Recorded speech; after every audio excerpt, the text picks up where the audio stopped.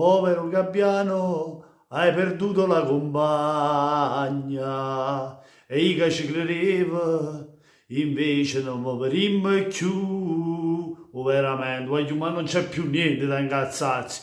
Non c'è più da incazzarsi. Ormai questi qui, quando c'è da fare il passo in avanti nella partita importante, come burro al sole si vanno a sciogliere, si cagano in mano. Ma c'ha tutti, amici. Da Napoli e l'87. Prima di iniziare con il video, vi invito come sempre a lasciare un bel mi piace e a iscrivervi al canale se ancora non l'avete fatto, attivando la campanellina. Ma soprattutto condividete il video con i vostri amici, parenti e chi vi pare. Prestazione brutta del Napoli. Il Milan ha meritato, più che meritato questa vittoria, anche facendo un gol fortuito, lo dobbiamo dire. Sul tiro di Calabria, il Giroud si trova lì nella piazza dove Ospina ovviamente dalla traiettoria lo inganna, però comunque il Napoli ha fatto poco per meritare un pareggio, anche un pareggio. Cioè il Milan è sceso in campo con quella cazzima, con quella voglia di vincere. Il Napoli dov'era? Con uno stadio pieno, ma aspettavo di più. Dov'era quella motivazione che avete detto? Dov'era? A Rosseva.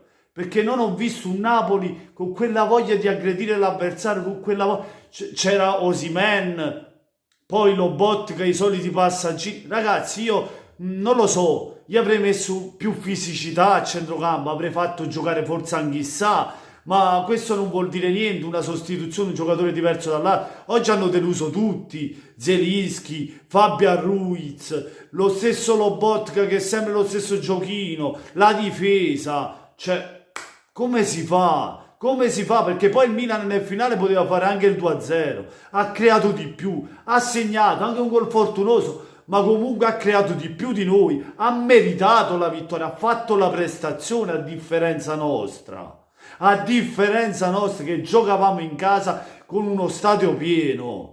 Ma che figura è me? Ma questa è la squadra che vuole vincere qualcosa? Non vinceremo mai niente. E io l'avevo detto, dopo l'uscita dall'Europa League, non vincimmo niente. Abbiamo dato la dimostrazione di quando vengano le partite difficili, che ti possano dare entusiasmo, che ti possano dare identità di poter vincere qualcosa. Il Napoli si fa a mano, si fa in mano ed è successo la stessa cosa come è successo con l'Inter, che hai pareggiato in casa e lì hai perso.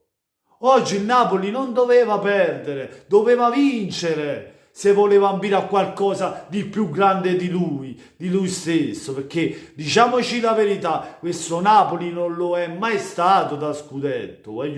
Voi fate i film e questa è la verità. Noi siamo da piazzamento Champions e speriamo di arrivarci. Perché ora non lo so con la testa come sarà questo Napoli. A me mi viene a preoccupare e l'avevo detto nel video precedente, ragazzi, l'avevo detto già.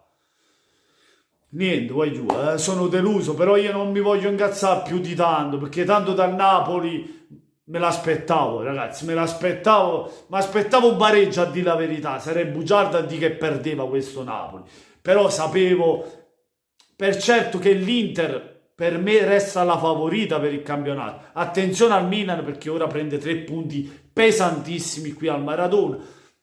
Però comunque, ragazzi, noi siamo fuori dai giochi, ma questo l'avevo messo già in conto. Non pensavo, come vi ho detto, di perdere in casa.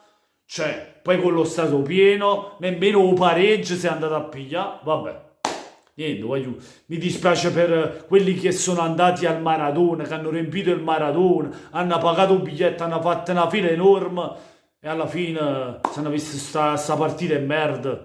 Cioè, hanno visto un Napoli che ha fatto 2 tiri in porta in tutta la partita, ma stiamo scherzando, 2 tiri in tutta la partita. Ma io non lo so. Niente ragazzi, fatemi sapere voi cosa ne pensate nei commenti, lasciando un bel mi piace se vi è piaciuto il video, ma soprattutto se ancora non l'avete fatto, almeno questo, non aspettate la carrozza, iscrivetevi al canale di Napoli l'87. Niente, cerchiamo di almeno arrivare in Champions, perché non pensate ancora che potremmo vincere qualcosa, perché se no non vi posso sputare in danocchio, però sputerei nell'occhio ai giocatori uno per uno perché veramente, veramente scandaloso, veramente sotto ogni punto di vista mi aspettavo di più, le aspettative basse dei giocatori. Io mi aspettavo molto di più da ognuno di loro. E niente, con questo è tutto ragazzi. Buonanotte a tutti, amici, da Napoli 87 e come sempre, voglio, forza Napoli. Buonanotte, tanto per di e chi romacca.